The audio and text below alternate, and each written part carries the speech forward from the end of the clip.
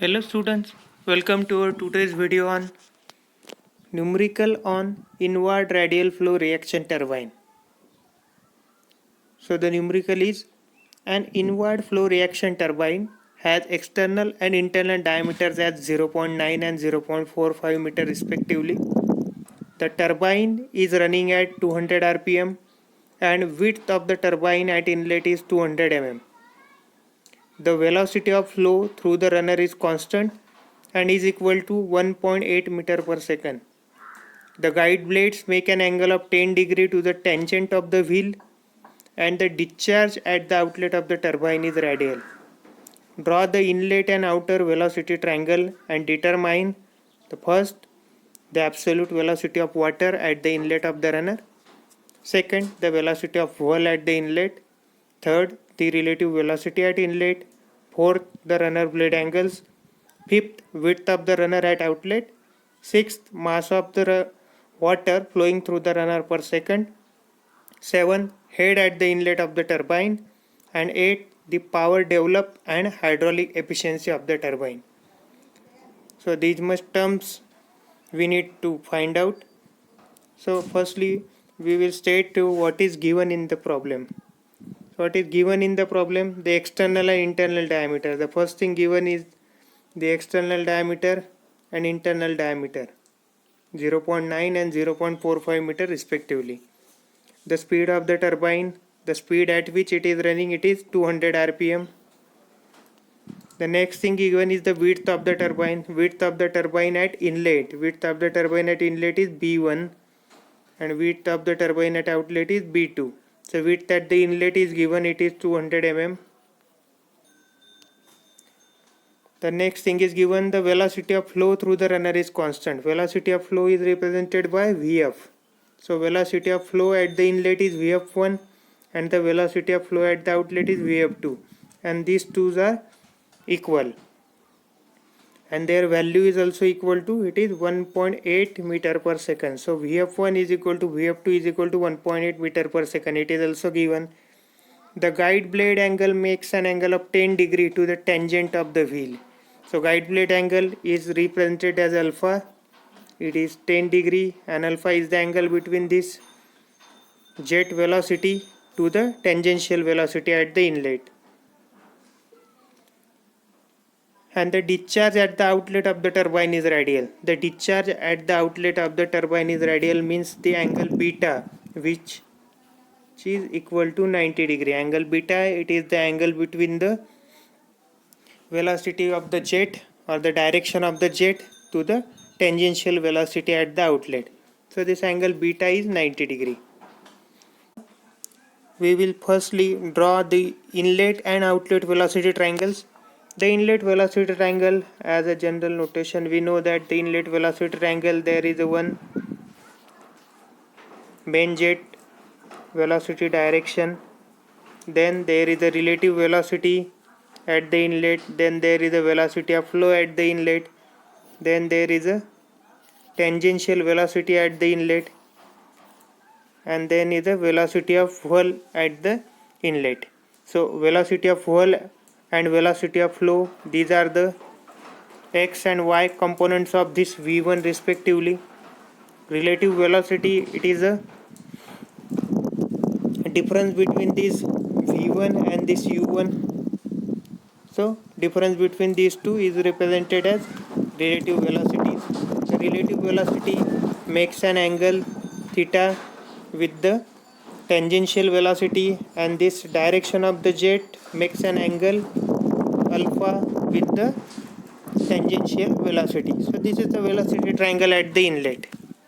Now the general velocity triangle at the outlet is also same like this. We have already seen the general velocity triangle at the outlet like this. This relative velocity is more. In this case there is this u1, sorry, it is u2, then it is vw2, this is vf1, vf2, this is v2. The angle between these two is beta, the angle is phi. So this is the general velocity triangle at the outlet. But in this case as the discharge is radial means the angle between the direction of the flow at the outlet and the tangential velocity is 90 degree, means this angle beta is 90 degree. So as this angle beta will become 90 degree, the V2 will become equal to Vf2, and also this component velocity of whirl, which is the x component of this V2, will also become as 0. Hence the velocity triangle will look like this. This is V2 is equal to Vf2. This is the angle beta. This is the relative velocity, and the angle between the relative velocity and u2 is phi. So this is the outlet velocity triangle. Now we will find out one by one the values. The first thing which we have been asked is the absolute velocity of water at the inlet of the runner. So absolute velocity of the water at the inlet is this V1. So for this V1 we should know what is V1. V1 is, if you take the angle of sine of this angle alpha, then sine alpha will be equal to this Vf1 divided by its V1. The angle value of the angle alpha is already given, Vf1 is already given into the problem, so we can easily find this value of V1. So what is value of V1? V1 will be equal to, this will be equal to Vf1 divided by sine alpha. So Vf1 is already given as 1.8 divided by sine of 10. So it is equal to 10.365 meter per second. So this is the value of Vf1. Now the next thing is, second thing is the velocity of whirl at the inlet. Velocity of whirl at the inlet is this Vw1. So Vw1 is equal to, it is the x component of this. Similarly we have found a sine, it is cos alpha. So what is cos alpha? It is the adjacent side is Vw1 divided by V1. So Vw1 will be equal to V1 cos alpha. We know value of V1, we know value of alpha. We can easily find the value of Vw1 using this equation. It is equal to 10.207 meter per second. Now the third thing we need to find out is the relative velocity at the inlet. Relative velocity at the inlet is this Vr1. So relative velocity Vr1 is equal to this. Vr1 is equal to, according to the Pythagoras theorem, it will be equal to this Vf1 square plus that much length is the, it is equal to Vw1 minus u1 bracket square and its under root. So this is the value of this Vr1. So Vr1 is equal to under root of Vf1 square, means 1.8 square, minus Vw1, it is 10.207, we have already calculated, minus u1. The value of u1 we can calculate by using this. Already we have given capital N, which is the speed of the turbine. It is 200 rpm. Diameter at the inlet and outlet is also given, so we can easily calculate u1, which is equal to pi d1n 60 divided by 60. It is equal to 9.424 meter per second, and u2 is pi d2n by 60. It is equal to 4.712 meter per second. So we can use these values here. So u1 is 9.424, and after solving this we will get the relative velocity as 1.963 meter per second. Now the fourth thing is has been asked is the runner blade angles means the angle phi and theta. So we need to find out these two angles. So runner blade angle, these are the angle made by the relative velocity with the tangential velocity. So tan theta, from the inlet velocity triangle we can easily say tan theta, it is the equal to this opposite side divided by the adjacent side, which is equal to VW1 minus U1.